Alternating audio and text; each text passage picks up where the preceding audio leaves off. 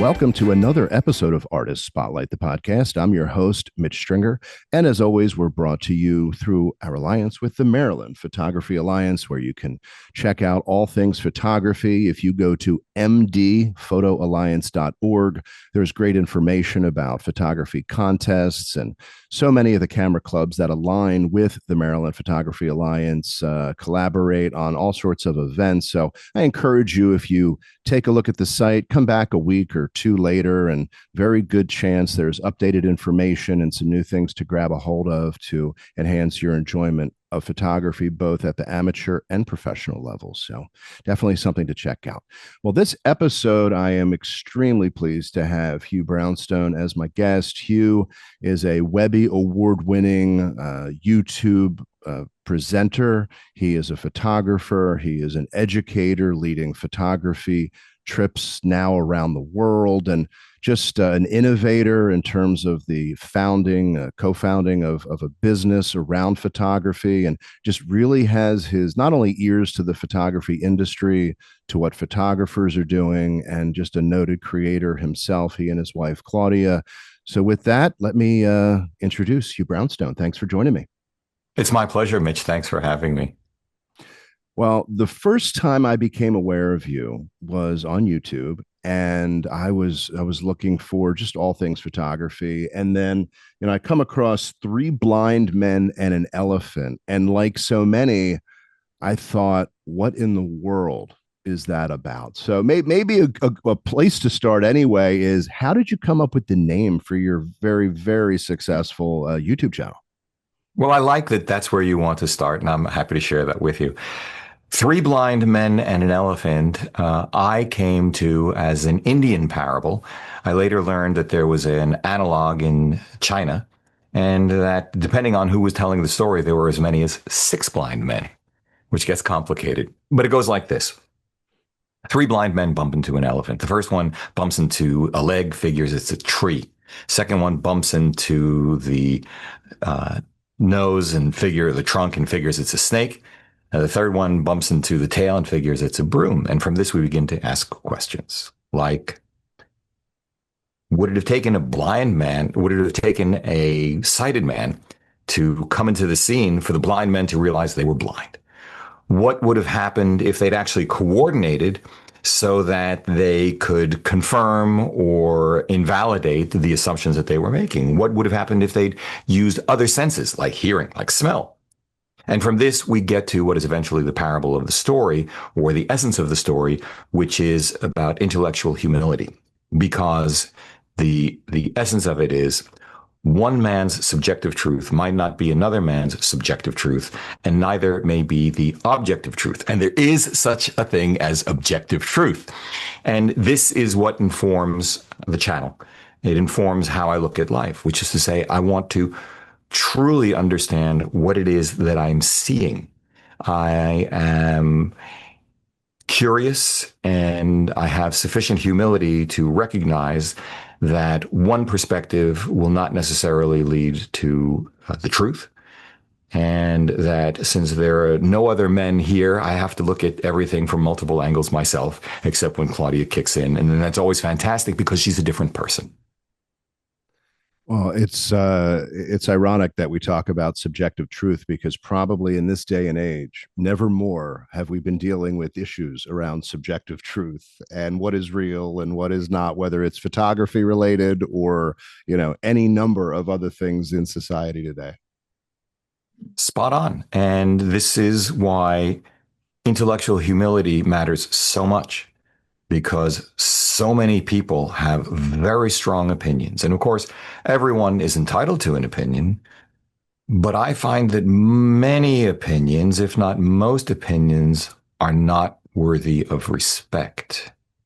And that respect, or withholding of respect, comes from my doing my homework, spending the time to become educated, and then looking and hearing what other people have to say and concluding they have no idea what they're actually talking about but they're not letting it get in the way. And that's bad for everybody. In the long run, that's bad for everybody. Yeah, yeah, no question. And subjects around things like AI or something that I definitely want to talk to you about. So my understanding is that you picked up photography almost literally when you were 7 or 8, and you had access to your mom's secondhand camera at 7 or 8 years old. Which has to be at least 20, 25 years ago for you. What was it that made you even think that that rectangular thing was something you wanted to pick up and you were curious about? I'd never seen anything so beautiful.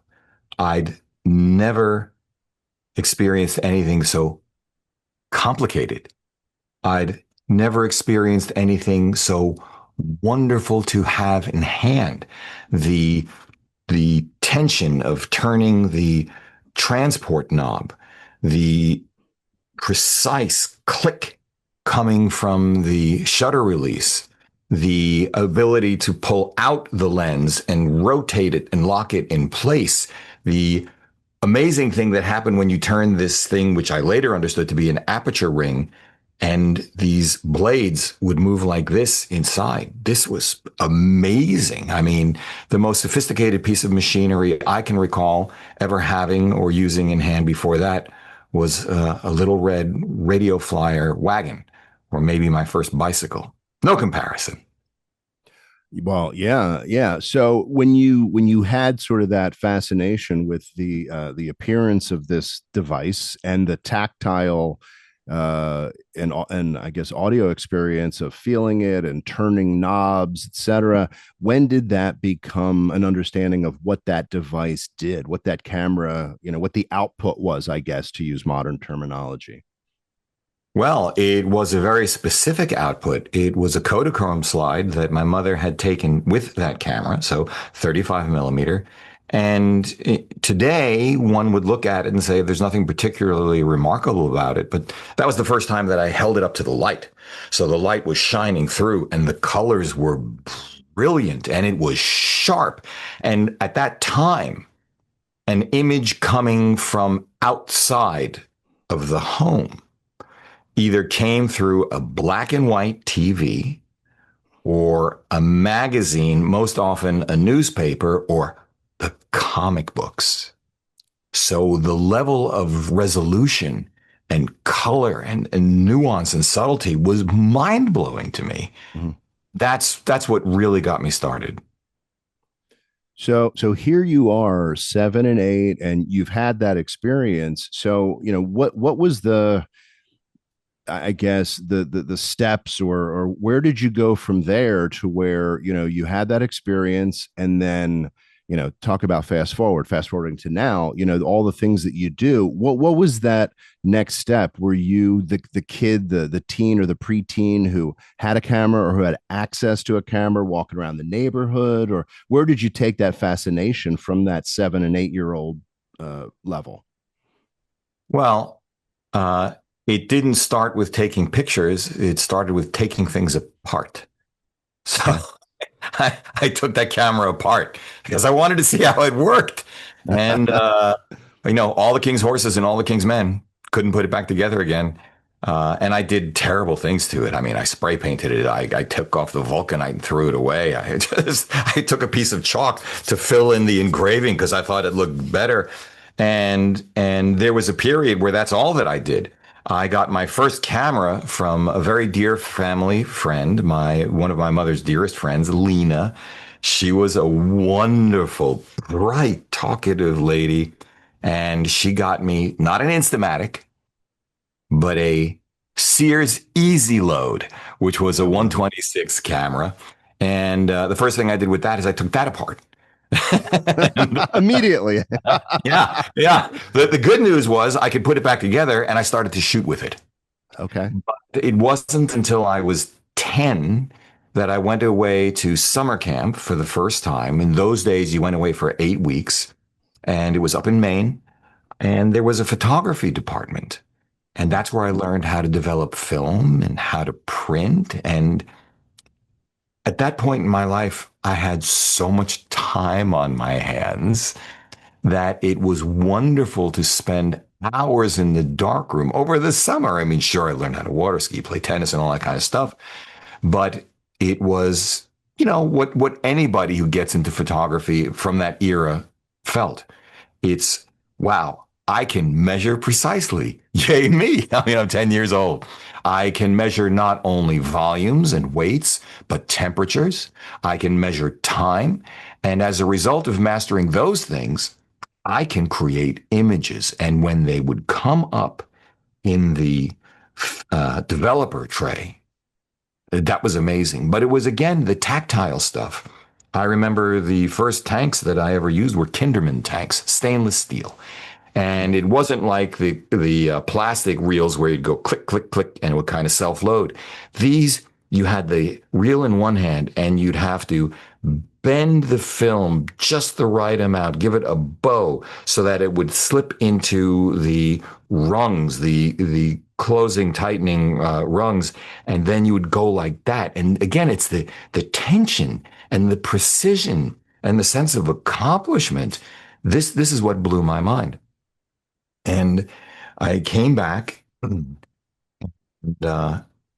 it was not very long afterwards that I said to my father that I wanted to buy a real camera.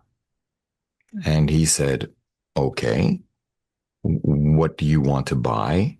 And my best friend's older sister had a Canon FTQL. And that was all. I mean, she had it, so I wanted to have it. And he said, well, when you've saved up half, I'll pay for the other half. And so in fairly short order, I got a small allowance, but I hadn't been spending it on anything. I was able to do that. Cameras were dramatically less expensive then. And that's how I got started seriously. Mm, yeah. I just remember, my sort of fascination with photography as a kid came from collecting baseball and football cards. And Mm. so, if you had, say, 400 cards in a set of baseball cards, just going through and looking at the photos, then looking at the statistics and looking at the guy's birthday. And was that my birthday, or was that my brother's birthday, or whatever? But then, looking at the cards, and to me, that really is what kind of pulled me into images. And then I would get, for holidays or just what other reasons, these photo books, these throwback books of baseball pictures from 1890 and 1910 and Ty Cobb and Babe Ruth. And what I didn't realize, aside from baseball, which was sort of the obvious connection, was how I was looking at the backgrounds, and I was looking at the expressions. Did you have, aside from literally holding a camera, did you have other just life experiences that were sort of informing your appreciation for images? Great question. Oh, you ask such good questions. Well, first of all, I just want to reflect upon what you just said. I mean, 7, 8, 9 years old, baseball cards, not football cards, baseball cards. Mickey Mantle, Roger Maris, I mean, Jackie Robinson, all of that stuff. Willie Mays, Say Hey Kid, and flipping them during lunch hour to see which one got closest to the wall, and then having the stats on the back. But they all had the same kind of image. They were in color, which was pretty Mm-hmm. amazing. And they were hero shots, right? Yes, of Camera course. down there and it was up here and it was always sunny. And they had homes in Florida, which was just so esoteric. It blew my mind. Yep. So maybe that was really something that I've never considered before. I certainly had that experience. But it was also the case that on the second floor landing of our home, we had two bookcases. And one bookcase was the entire line of Encyclopedia Britannica and a bunch of other books that my parents enjoyed, some of which they didn't expect that I would ever notice or actually pull out of the shelf. But on the other side was a collection of my mother's fashion magazines from the 1950s. And I don't remember if it was Vogue or Harper's, but I really don't remember. But they were fashion magazines. And so I was seeing photographs by Avedon, and just they were art. I could care less. I mean, I could care less about most of the rest of what I was seeing, but the precision and just the beauty of these images. I mean, I'd never seen anything like it. Again, what's the benchmark here? It's 1964, and it's Man from Uncle. It's like on Right. TVs The where the screens Avengers. are this big. And so this was just revelatory to me, and it was. Uh, I guess around the time that I got the FTQL, that I started photographing my family, and I think that's fairly common too. Hmm. And between 10 and 18, I got a couple more lenses. I bought new Canons every time there was a even modest change, like you went from FL to FD, and it was still just enjoying the tactile sensation of it when you're developing your own film. And I took over the kids' bathroom as my darkroom, which my sisters didn't like at all. But back then, we also didn't know that dumping the chemicals down the toilet was a bad thing. But it was Right. amazing. It was just amazing. And what made it even easier is that another friend of the family was a consultant engineer. He had a great relationship with Bessler, which was out on Long Island, I think. And so I was able to get a good price on a brand new Bessler 23C and a 50 millimeter Schneider Componon F4. I still have the F4 somewhere down here. There's haze in it now, but it was just such an amazing thing. And again, returning to the sensation, the physicality, to have a focus magnifier, and you've got your hand up here turning the focus wheel, and all of a sudden, blammo. But it was it was people that I was photographing first. And then when I would go back to that summer camp, and I went back for a number of years, it got to the point where I was taking headshots for the theatrical productions that the camp Nice. was going on. And at the age of 16, I actually was running the photography department there. By the age of 14, my father said to me one day when I was about 14, he said, it's time for you to get a job. And I said to him, why? Not out of laziness, but why did I need a job? He says, you need to understand the value of money. I said, I don't need money. You give me an allowance. He says, Right. It's working out well. yeah. So, I mean, it was very modest. I mean, Mhm. I think I started at a dime a week, and I remember it getting up to 25 cents. But I got a job. I got a job at Arnold's Camera in Cedarhurst, Long Island, because we'd moved from Brooklyn out into Nassau County. And that was wonderful. And then I went off to college, and other things took priority. But I was a psychology major, but the School of Art and Architecture offered photography courses. So I took those as electives. And there, what I really learned how to do is develop color film and print color. And what I learned there is that it was too much futzing. I wasn't happy with it, so I stayed with black and white. Well, it's interesting. So, when you were in high school, were you a yearbook guy, yearbook photographer, or did you not go down that path? Well, so that's a very interesting question too. Uh, I forgot to mention that I joined a photo club Okay. when I was maybe 12, and we'd meet once a week, and that was a lot of fun. But when I got to high school, I wasn't really a joiner. I mean, I played intramural basketball because I actually could jump, but I had no intention of joining anything. And then my English teacher said, "I want you to work on the high school newspaper." Okay. And then a year later, she said, "I want you to be the co-editor in chief with another girl." And I did that. And so we had staff photographers. And so I'd been a writer, and then I was an editor. And that took more candle power and more creativity because I was originating as opposed to capturing, framing. And over the course of time, if I can anticipate a question you may ask at some point in this hour, why not go into photography as a profession? I never wanted to do photography professionally. Photography was my joy. Mm. And I thought that there were other things that I could do that made more sense of a greater proportion of my talents. Plus, where I grew up, in the particular area that I grew up, you were either a doctor, a lawyer, or a CEO. And I was squeamish. But that's where I was going to go. Well, my college psychology degree requires I ask this question, and that is, yeah, definitely.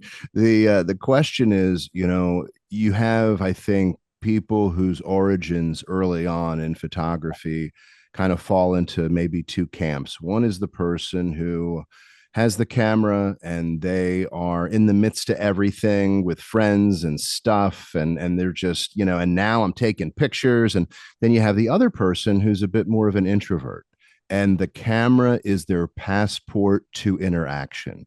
It gives them, and I'll put this little in the little air quotes, permission to go places and talk to people and be there. And they're sort of protected, if you will, by this device, this camera between them and whoever it is that they want to approach and talk to, and kind of helps manage the nerves of it all. Which camp do you think that you fell into in those early teen and preteen years with your camera? What do you imagine the answer to that question is? I think probably the more introverted side. No. Okay. I I loved photography because I loved putting in effort and getting results. Mm-hmm. I had no question talking to people. I didn't need permission. The same way I learned the first week in college that I didn't need to drink in order to be really stupid or really happy. I was capable of doing that completely on my own. So no, it wasn't that. And when I became most active in photography before now was after my first daughter was born, because I basically put away the camera for years. I was pursuing a corporate career. I had an undergraduate degree in psychology, an MBA in finance, and I went on to Wall Street, and then I went to pharmaceutical market research. I say now that for years I was in Slytherin House, and I think I've worked my way to Hufflepuff. Claudia says I'm in Gryffindor. She says I'm in Gryffindor, so okay. But when my children were born, it's amazing. And no matter what anyone tells you, no matter how smart you are or how emotionally intelligent you are, you cannot know what it's like to be a parent because you have no personal frame of reference for it. And it's amazing. And the joy and the running around and the smiles and the everything. I wanted to capture everything, which is why that led me to begin to change what I was shooting with, because I needed auto exposure. Mm-hmm. As soon as autofocus was available, I switched to that. And my favorite photographs continued to be of my family, but now my nuclear family.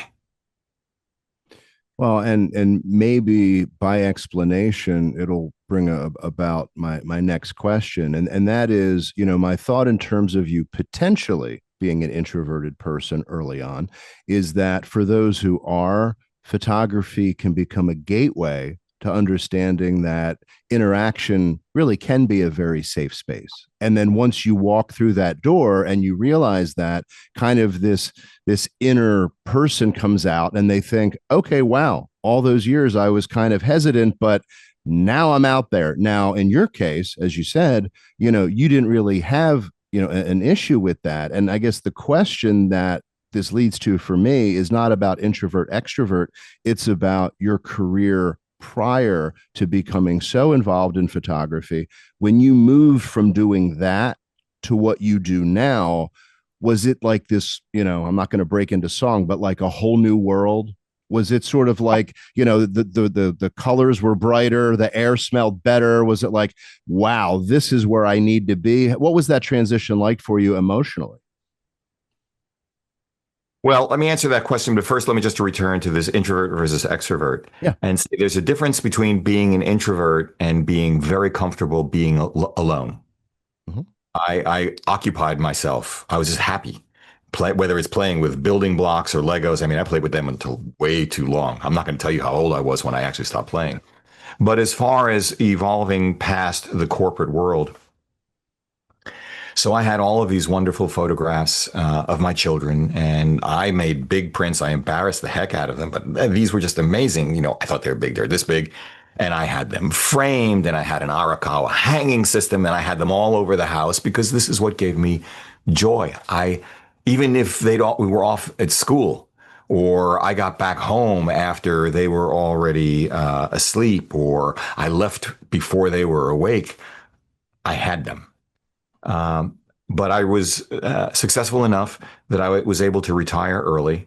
That retirement was not simply because I was that successful that I got bored. It was rather that I had family issues to attend. My father's health was failing, and I was fortunate enough to be able to stop working, have him come live with us. And that's a whole other story. But it was a point in time where there was nothing that I had to do. So I started coming back to my first love. I started getting involved in photography again. Um, in in 2001, I'd retired, and I'd been home for 2 months. We returned to our home in the United States, and now we had the big screen, color TV, out like this. My wife, my first wife, yelled from upstairs, "Turn on the TV." And that was September 11th, 2002, 2001. Uh, I had the wherewithal in terms of time and budget to get pretty much whatever I wanted. And so I bought a Canon 1D. I had started to experiment while we were living in Europe. My family and I had lived in Europe for 3 years for business. And I had began to look at digital and started to get digital images of the family. And the first image that I took, is this right? Mitch, I think this is right. The first image I ever captured that had meaning, which transcended joy, happiness, family, was being on the Brooklyn Promenade and seeing these two beacons of light reaching up into the clouds across the river. So I had the 1D with me, 4 megapixels, and I took that shot. It was the first 9/11 memorial 1 year later. Wow. And that image, I've lost the file. Mm. The print hangs on a wall, and I see it every day.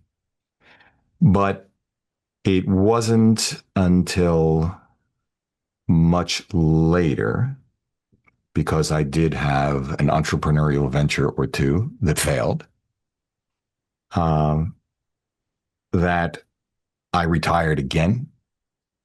And I was on a website called Planet 5D, which was based on the Canon 5D, which was revolutionary when it came out. I think it was the 5D2 that came out, and I got that and had the time to be intrigued again with video, with filmmaking. We've skipped over that. But when I was 14 years old, I made a short on a Super 8 camera where all of the edits were in camera. It was called Boney. It was called Boney and Klutz. And it was a short film originally called Lloyd the Gangster. Lloyd was one of my dearest childhood friends, and we're in touch, more than half a century later. But it was dear family friends, Lloyd and his sister Lisa, and my two sisters, and they got dressed up, and they Lloyd and one of my sisters were the gangsters, and my other sister and his sister were the bank tellers. And we managed to do that, and they were magical somehow. I'd stop the camera, get out of frame, and then we throw talcum powder into the frame. It was really terrible. I mean, the best thing about that is that when they jumped into our dad's 1963 Buick Electra, the camera was so shaky and was so tight on them that you could imagine that they were actually driving, except for going like this. So anyway, the 5D Mark II introduced me to video, and I was on this website, and all of a sudden a dialog box pops up, and it's the owner, Mitch Onger of Planet 5D. And we just started having a conversation. How do you like the site? It's good, blah, blah, blah, blah, blah. I said, I'm looking because I think I'm going to trade down from the 5D2 to a pair of SL1s because I want two camera angles. And I think they're actually better. I said, how come I can't find any articles? He says, well, no one's ever thought of that. I said, that doesn't make any sense to me. He says, you want to write an article about it? And at that point, I had nothing to do. So I said, okay. I just wrote it for him. There was no money involved. But then he came back to me and said, would you like to write for me? And he'd pay me. And of course, that's kind of like an allowance. I mean, it was. But anyway, it's like being paid to eat chocolate. So I said, sure. And over the next 18 months, I became the primary writer for Planet 5D. And I had fun. I had a lot of fun because what I was doing was sharing my journey, moving from film into digital into mirrorless, because no matter what I attached to the 5D2 or the Rebel SL1s, there's a Kudo finder or Magic Lantern, which could brick you at any time, they were suboptimal. And that's when I moved to Sony. And then eventually I was doing long form videos, and I moved to the Lumix, the Panasonic Lumix GH5, because that was the only thing that wouldn't overheat. And at that point, Claudia and I did a 20 something webisode series on a hazardous liquids pipeline that was being rammed down the throats of people across the entire southern third of the state. And it was also when I started to do videos, one or two videos to accompany my articles in Planet 5D. And then a friend of mine said, in the industry, said, you should really go out on your own. And I had nothing else to do. So I said, yeah, okay. And it wasn't that I wanted to be a YouTuber. I had only learned what YouTube was a couple of years earlier, but it came to me. I was interested, and that's how I got there. But it was 2017 that I was testing a Fujifilm X-T2 with two lenses, the 16 millimeter f1.4, 24 millimeters a full frame equivalent had always been my favorite wide angle lens, and a 56 1.2, which is like an 85. And I met my family on 6th Avenue behind the 42nd Street Library, Bryant Park, for the no taxes or no tax relief for billionaires protest march. And that was the second time that my photography transcended what made me happy. And it also awakened a relatively dormant passion that manifested itself as street photography. And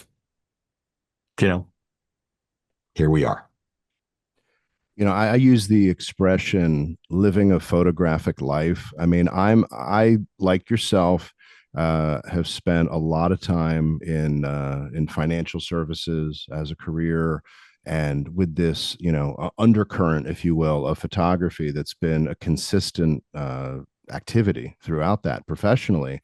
But having really looked at transitioning out of the financial services world and being just full-time doing all things photo related. And what I find is that whether I'm out shooting, whether it's professional sports or street or whatever it is, I'm always seeing compositions. wherever I am. I'm talking to someone and I think, if I could move to my left, or they could turn slightly to their right, the way the light is hitting. I mean, it's almost like that expression, occupational hazard. But do you find that you're living this sort of photographic life where wherever you are, whether you capture the image or not, you're seeing photos everywhere? That's such a wonderful observation, that a self-aware observation that you make, and it's a wonderful question. At this point, for Claudia and myself, photography is life. Just like Ted Lasso, right? That guy, Oh yeah. football is life. Well, photography is life for us because we are motivated to go out all the time. And I mean, Claudia sees things. She's a peregrine falcon. She's unbelievable. She sees things that I can't. But she's very generous. She says, "Look at that." I go, "Yeah, you're right." But what you're also talking about, although that wasn't your primary point, is the notion of curating in real time. And this is something that we teach in our workshops. It's not just about culling images after you're back. It's about while you're there, while you're in the moment, make sure you got the shot, or decide not to bother with the shot. And for most people, there is a process or a stage where you're looking through the camera and you take the shot, and only later you realize it was wrong, couldn't get what you wanted. We actually call those noble failures. And then at some point, you will bring the camera up to your eye and you won't take the shot because you know you can't get it. And even if you move around, you can't get it. And then it gets to a point where you don't even need to have a camera and you're looking around, and it's now not about, can I get the shot? It's about, and this is the conversation Claudia and I have all the time. And it's so rewarding. It's, look at that. Don't capture it because we're not bringing cameras. We don't have cameras with us. I don't believe in everyday carry. To the extent that I do believe in everyday carry, it just happens to be because we have iPhones. But it's kind of like that scene in The Secret Life of Walter Mitty, Mhm. second version, with Ben Stiller. And he's chasing down this iconic photographer, and he goes out into the, whatever, Afghanistan. And there's Sean Penn, the world-class photographer, with a Nikon F2 or something like that, and on a tripod with a super long lens. And he's looking for the snow leopard. And he's not even taking the shot. He's traveled halfway around the world. He just wants to be there. And to get to the point where it is so integrated into your personality that you see beauty, and all you need to do is recognize it and let it wash over you. That's an amazing thing. So I'm thrilled for you that you're there, and we are there as well. One of the things that I've seen is with you and Claudia is as instructors and leading your workshops, your street photography workshops in New York and then Tokyo, and having expanded to London and Paris and Berlin, is you're taking people not only around the world, but you're taking them on the streets around the world, which presumably street photography city to city has a certain amount of commonality because it's humans, and you're in a street, a city, town environment, but there's also cultural differences that make them different. There's certainly architectural differences. So, when someone says some version of, I can take pictures of my friends and my family, and I like pictures of buildings, but, when I'm on the street, where do I even start? It just seems like there's so much. Where do I even start? There's not the Kodak photo spot on the ground. Stand here and you'll get a picture. So, how do you sort of coach people through developing a sense of, this is at least what I think I want to do when I'm out on the street? Again, that's a wonderful question, because what we teach, you've probably seen me say this any number of times on YouTube videos. Yes, it's about the gear, but no, it's not about the gear. It's about the people. The people behind the camera, first and foremost. Cartier-Bresson said, it's when your head, heart, and eye are in alignment that you get the shot, that magic happens. He didn't say magic. Um, but we are much more interested in helping people find and hone their own artistic voices. And you can't know what to take except by accident unless you really begin to do the work on yourself to understand who you are. Now, I mean, the greatest thing I think that a photograph can do is convey something of the photographer. And that's what artistic voice is all about. And of course, everybody's going to see something different because no two people have the exact same set of experiences, same physicality, whatever. But when you begin to know who you are, it becomes much easier to say, oh, I like that and I know why. And that's a big part of what we do. I've had people ask me about street photography because I shoot sports professionally, and I find that shooting landscapes, architecture, street photography, it kind of just freshens my eye, and it just gives me a different perspective. And when someone says, what is street photography, we could be talking about Gary Winogrand or Joel Meyerowitz, or we could be talking about Bruce Gilden. There's so many different answers to the question of what is street photography, or can you give me an example of a street photographer? Is it so broad almost to have no definition, or have you sort of formulated one for yourself, at least over the years? Well, it's, again, wonderful question. Mitch, this is really a pleasure. So let me just say that straight up. But you can take a course for $99, online with ICP or Magnum, and you get to hear from just wonderful street photographers a common theme, which is you can't define street photography. And I, with great respect and admiration, profoundly disagree. I think that it's not called photography, it's called street photography.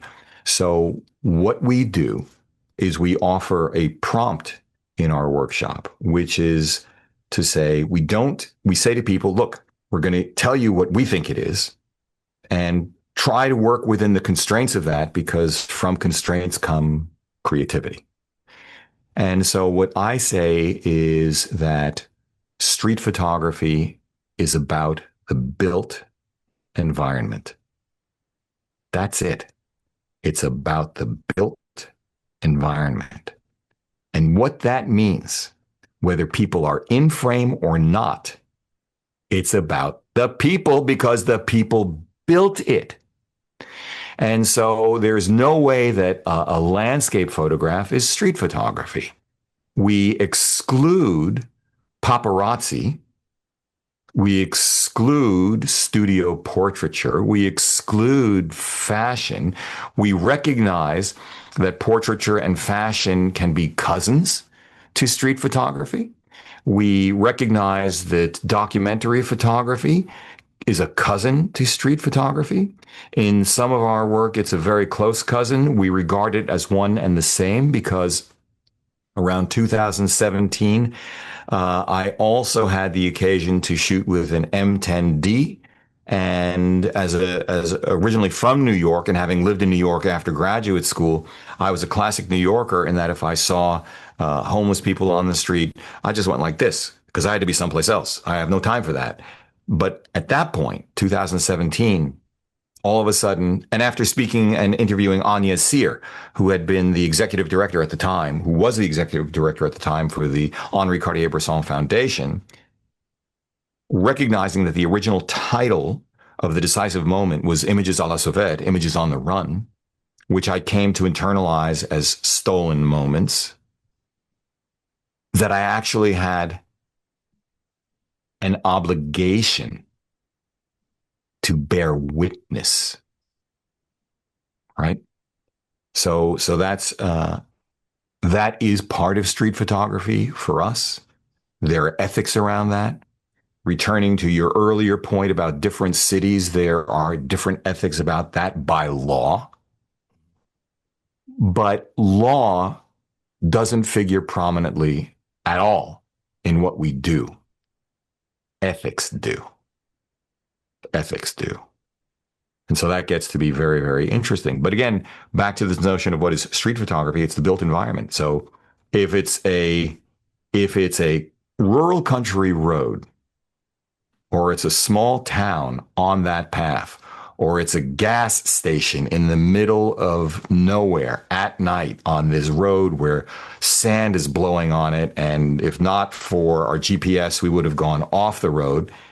Well, when we came upon this one gas station with a big dumpster in front of it and a coyote walking through it when no one else was there, I'll call that street photography. I will. So what we break it up into classic street, what one would think of as Cartier-Bresson, Gare Saint-Lazare, or street portraiture, which is something that there's no one that I look at and say, oh, I'm trying to do what that person did. That's just me. That's absolutely me and my interest in people. I'm big into urban landscape, the geometry, juxtaposition, the light and shadow that results, but the stories about the buildings themselves and what was happening inside. I mean, the Chrysler Building is my favorite. No newsflash to anyone who's watching my stuff. The Chrysler Building is my favorite building in the world. But that's because it was built during the Great Depression. It was an act of hubris by Walter P. Chrysler. There are actually bricks in the shape of cars that most people don't know about. There are, you could call them modern gargoyles, but what they really were the kind of hood ornaments that you would see. But that's not even what's most interesting. What's most interesting to me is two different tenants in that building. One was Margaret Bourke White, who had her studio on the 61st, 62nd floor. And she shouldn't have been able to be there because she actually lived there as well as worked there. But the story goes, I don't know if it's apocryphal or not, that she was able to circumvent zoning by saying she was providing janitorial services or something like that. And the other thing, and of course, there's this iconic photograph of her out on top of one of the eagles taking a photograph. But then what few people know is that in 1936, as the Civil War was going on in Spain, I believe it was Texaco, and I forget the name of the CEO, but the CEO abrogated his contracts for fuel with the democratically elected Republican government and diverted those energy supplies to the fascist regime of Generalissimo Franco. And it got to the point where, because he had a network of ships around the world at every port, they actually provided information to Nazi Germany to use their U-boats to sink tankers destined for the Republican government. I mean, this is what makes things so interesting, and why I say it doesn't have to have people in the frame for it to be all about the people. Yeah, well, yeah, the backstories are phenomenal. I was yesterday, I was in a used vinyl record shop, and so cool. And they also sold used books. And I came across a book. It was about New York City buildings from like 1850 to 1915, and it had these great photos of these buildings that I've passed a million times in New York City. And I've wondered what's the origin story, or if there's a name of, it's the Hugh Brownstone building. And you wonder, who in the heck was Hugh Brownstone when they built that thing? F.W. Woolworth Building, at one point the tallest building in the city, down close to Wall Street. Exactly. Absolutely. Fantastic. I mean, then you get into things like, how is it that New York had skyscrapers? Because they had elevators, and because they had steam, and because they had electricity. All of these things had to be in place.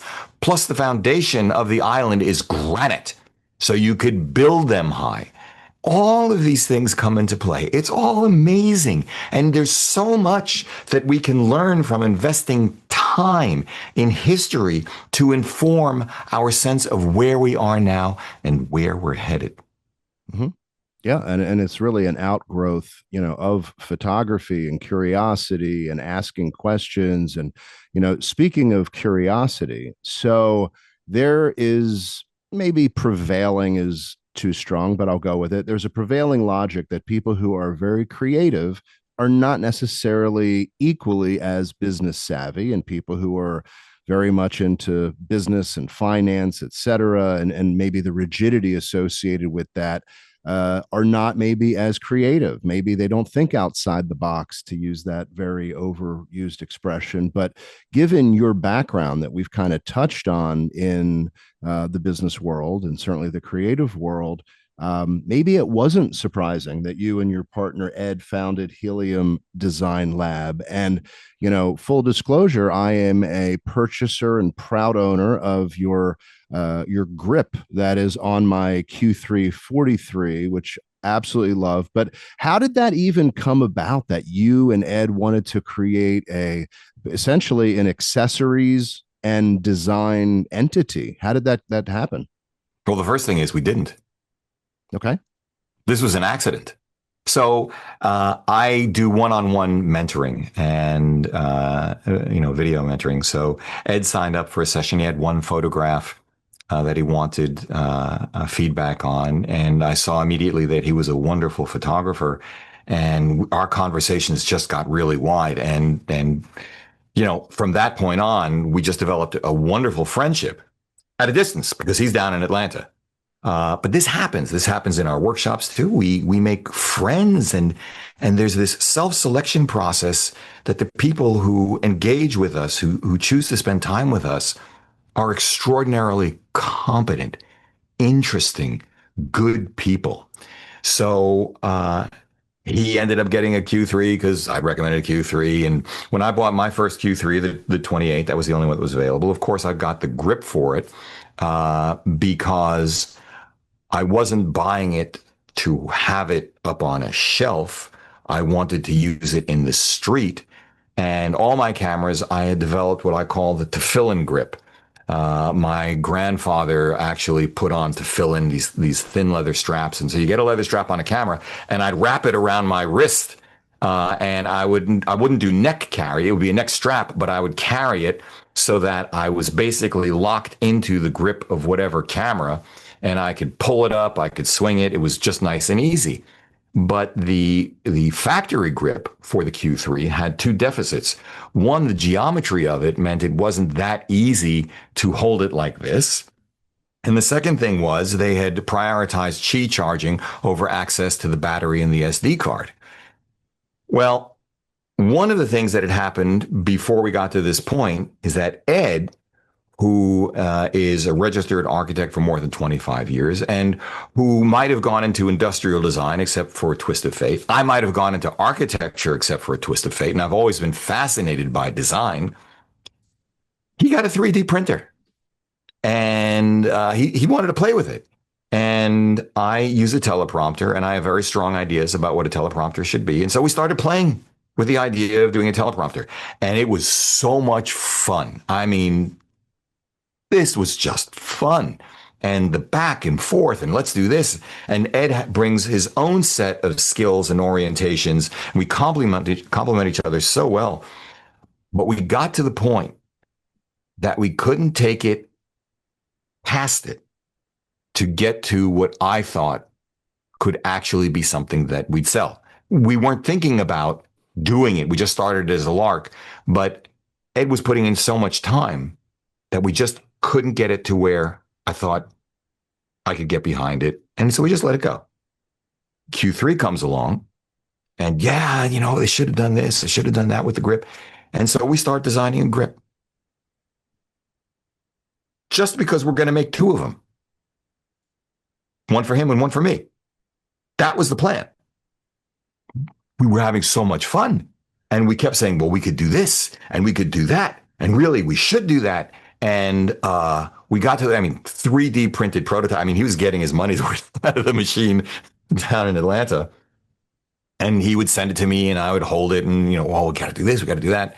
So we went through, God knows how many models and then how many actual 3D prints And then we got to the first in the metal fabrication by a firm 30 minutes away. Oh, wow. That's amazing. We need to fix this. We need to fix that. And at that point, we go, we think other people might really like this too. So we decided to create a company in 2024. And we secured, I mean, Ed was absolutely the lead on this and brilliant operationally.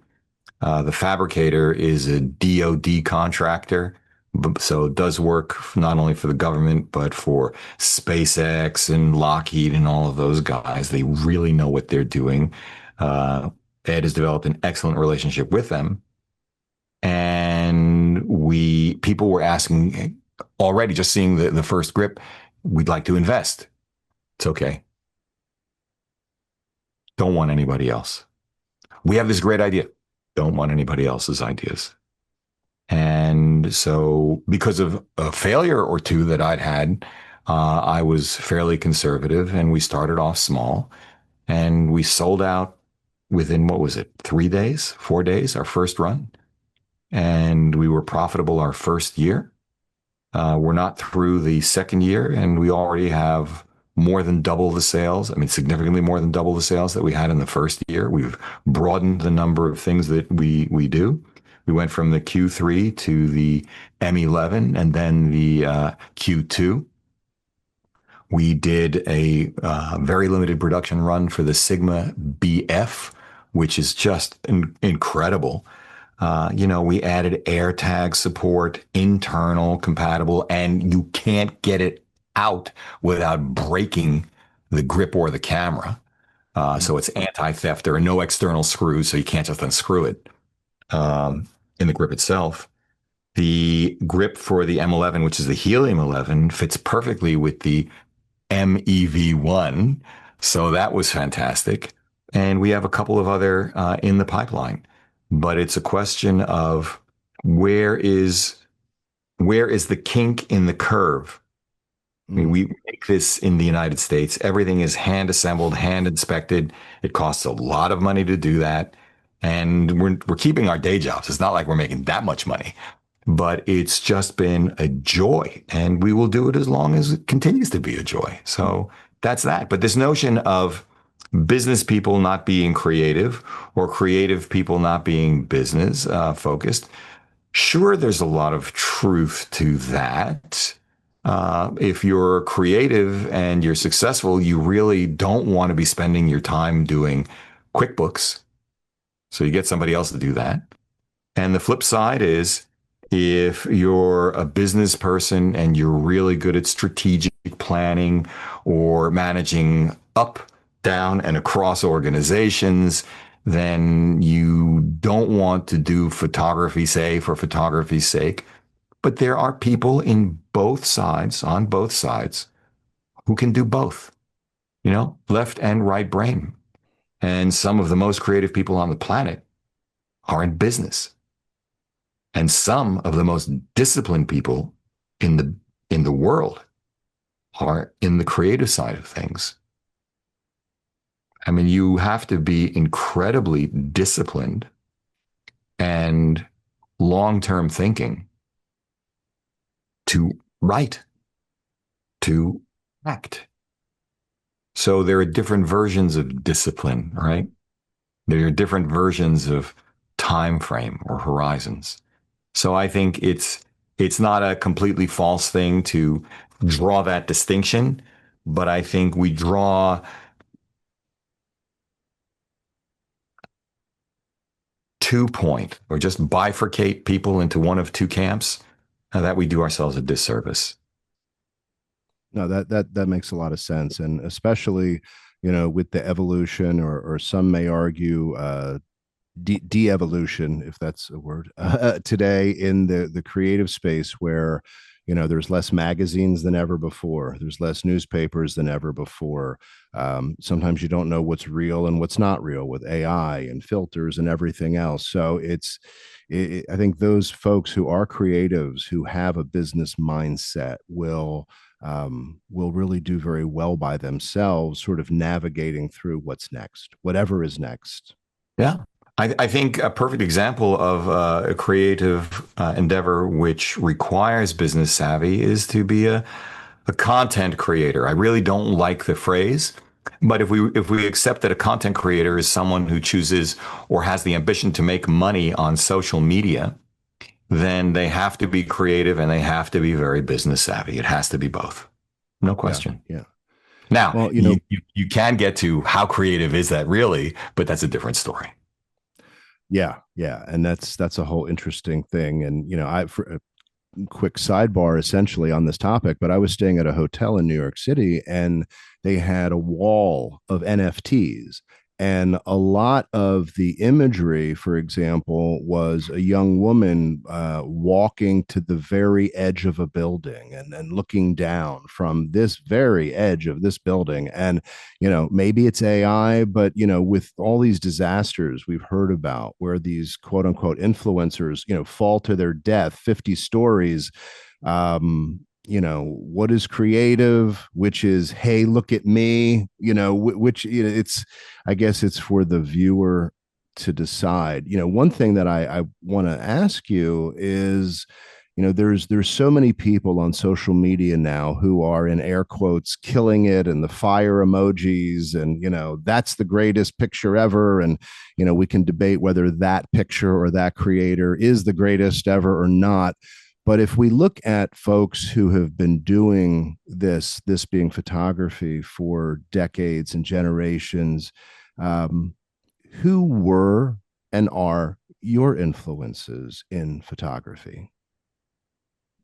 Well, Cartier-Bresson was foundational for me. And as I said recently, while we were visiting Leica in Wetzlar, uh, what I've come to understand is that the people who have had the greatest influence on me, it's not about their style, but instead it's about themselves. There are common touch points with the photographers who most influence me with my own life. Um, so whether it's Cartier-Bresson, who again is just top of the pops for me, or it's Joel Meyerowitz, who's just a fascinating guy, and I so enjoy his work. I love what he does. To Elliot Erwitt, who was, I'll speak technically with you, a pisser when we interviewed him, because he was actually incredibly droll, incredibly funny, and it was a great interview. Or any number of other photographers, Avedon, um, so many, so many. I really am at a loss. I'm overflowing, but it's also something quite independent of any particular photographer. But you know what? It's actually a series of mail order books that I had as a young teenager, the Time Life series on photography, Oh, where wow. every month or so I'd get this beautifully bound book that would cover just one subject: color photography, documentary photography, portrait, fashion, whatever. I have all of them, even though one or two of them are kind of moldy. But the image quality was just spectacular. So it's that there's something about the photographer. In the case of Cartier-Bresson in particular, he was the scion of one of the 200 wealthiest families in France, Hmm. a function of their success in textile mills. So he was at once the beneficiary of that success. He had a stipend, which meant he didn't have to work, and that's how he was able to travel. And on the other hand, he had seen up close the excesses of capitalism. And that impacted the way he saw the world. He also came up at a moment in time where terrible leadership of the major powers led to World War I. And this informed his world view, as it did so many people of his age at the time. So, for example, when you look at that picture of a family having a picnic on the Seine, it looks like just a candid shot, but in fact, it was posed. Hmm. It was a commission by Sessoir, which Peter Galassi, who I think succeeded Swarovski at MoMA, who wrote the book for the retrospective called The Modern Century, Henri Cartier-Bresson, said was a progressive newspaper. But it wasn't a progressive newspaper. It was a communist newspaper, because anyone who had seen how capitalism had failed, I mean, he lived through the Depression, the market crash, would say there's got to be something better. So that informed his sensibilities. And then World War II came along. He buried his cameras because he didn't know what would happen to him. He was a POW 3 different times, escaped 3 different times. I mean, I don't know if you know this, Mitch, but there was a retrospective plan for Cartier-Bresson at MoMA after World War II. And Cartier-Bresson said, "Wait a minute, I'm alive. I got through it." So that's really interesting. But the notion of having enough of a privilege. I mean, I didn't come from a family remotely that wealthy, but upper middle class. And there is a history of family business in my family, most of which I didn't inherit from in terms of, savvy up here, but that's okay. But that informs where I sit, how I see politics, how I see people, how I look at governmental systems, how I look at the people who elect other people. There's an expression which I rejected years ago that someone shared with me. We get the politicians we deserve. And I said, no, that's not true. It's true. It's true. So anyway. Yes, interesting times for sure. I just want to say to you, in our closing few minutes that, the work that you do, and I'll be specific here to YouTube, is, certainly you have enthusiasm, whether it's towards specific brands or particular types of photography. We all kind of do, but I find that what you're doing is a tremendous service. I'll use that term to the photography community because I think that it's really free of hyperbole. It's a level perspective.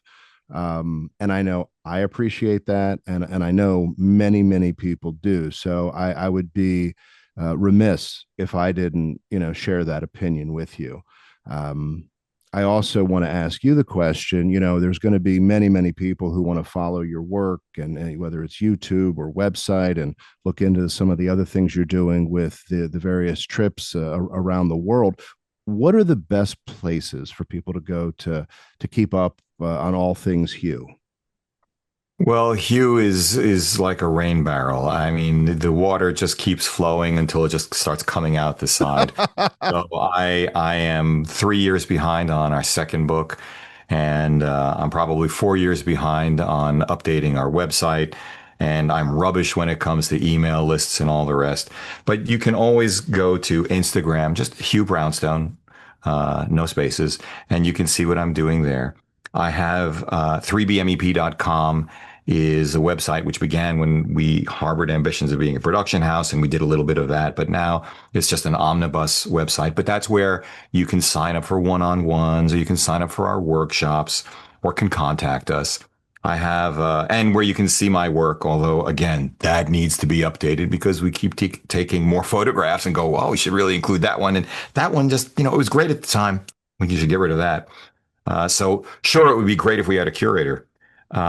But we also have a separate site, hughbrownstone.photography. And I believe Claudia has her own site. I think it's called claudiabrownstone.com. I think so, but just Google and you'll find us. Sounds and good. of course, Helium Lab Design, Helium Design Lab. It's heliumlab.design URL because Ed loved the domain design, so we grabbed that and reversed the words.